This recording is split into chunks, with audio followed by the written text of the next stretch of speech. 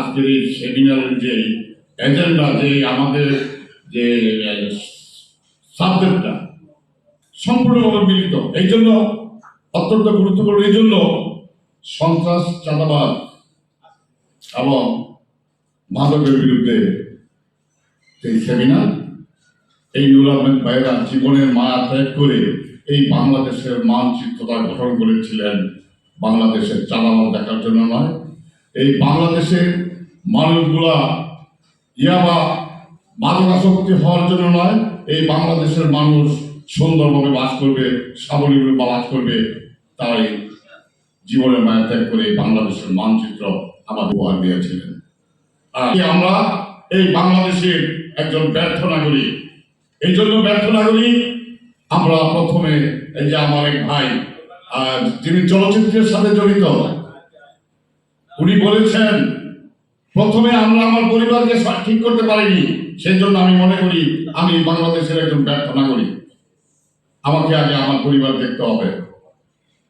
আজকে দেখেন মাদক কেন বাড়ছে, আজকে চলচ্চিত্র নয়, এই চলচ্চিত্র এই দেশে অনিয়ম, দুর্নীতি, মিথ্যাচার ধরে তুলতেন। আজকে এই মঞ্চে নাটক হইতো,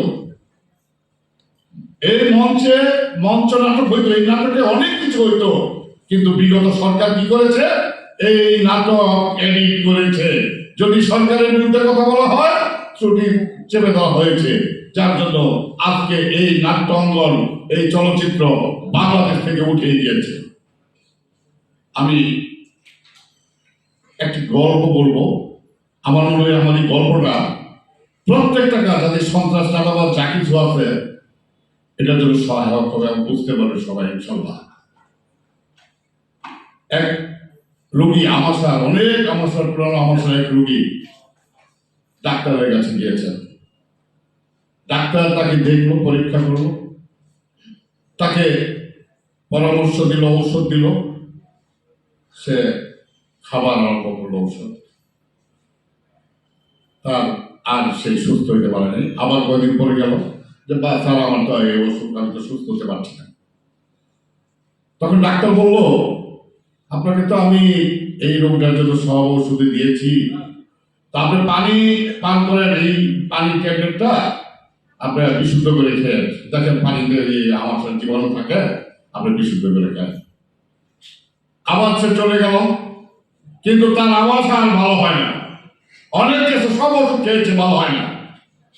তখন ডাক্তার বলল যে ভাই, আপনাকে যে আমি যে ট্যাবলেটটা দিয়েছি সেই ট্যাবলেটটা আপনার কাছে আছে? বলে যে আছে। আমাকে এখন দিতে পারবেন? ঠিক আছে নেন।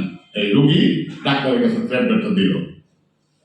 ডাক্তার মাইক্রোস্কোপ দিয়ে পরীক্ষা করে দেখে ওই ট্যাবলেটটাই অসুস্থ, ওই ট্যাবলেটটাতেই আমার জীবাণু রয়েছে। আমরা এখানে বক্তৃতা দিব, সেমিনার করব, আমরা রাজনীতি করি, আমরা নেতা হয়েছি, বিগত দিনের নেতা হয়েছে। যদি এই দেশ থেকে সন্ত্রাস মুক্ত করতে হয় তাহলে আমাকে আগে সোচ্চার হতে হবে, আমাকে আগে পরিশুদ্ধ হতে হবে। আমার মধ্যে যে জীবাণু আছে সেই জীবাণু আগে ধ্বংস করতে হবে। আমি আমার শ্রদ্ধা বড় ভাই নুর আহমেদ ভাইকে বলবো, বাংলাদেশের প্রধানমন্ত্রীর সামনে যাওয়ার ক্ষমতা আমাদের নেই, আপনার ইনশাআল্লাহ আছে। আপনার মাধ্যমে একটি অনুরোধ করবো, সেই অনুরোধটা হলো এই বাংলাদেশে যেন আমি আমাকে প্রতিষ্ঠিত করার রাজনীতি যারা করে তাদেরকে যেন পরিহার করে বাংলাদেশকে আগামী দিনে বাংলাদেশকে সংস্কার করে এই বাংলাদেশকে উন্নত করার জন্য যারা রাজনীতি করবে এবং এই বাংলাদেশের মানুষকে শান্তিতে রাখার জন্য যারা রাজনীতি করবে, তারা যেন এই বাংলাদেশের রাজনীতি আছে। দেখবেন ইনশাআল্লাহ আপনাদের মুক্তিযুদ্ধ, আপনাদের ত্যাগ অবশ্যই বাংলাদেশের সাথে শরণার্থী লেখা থাকবে।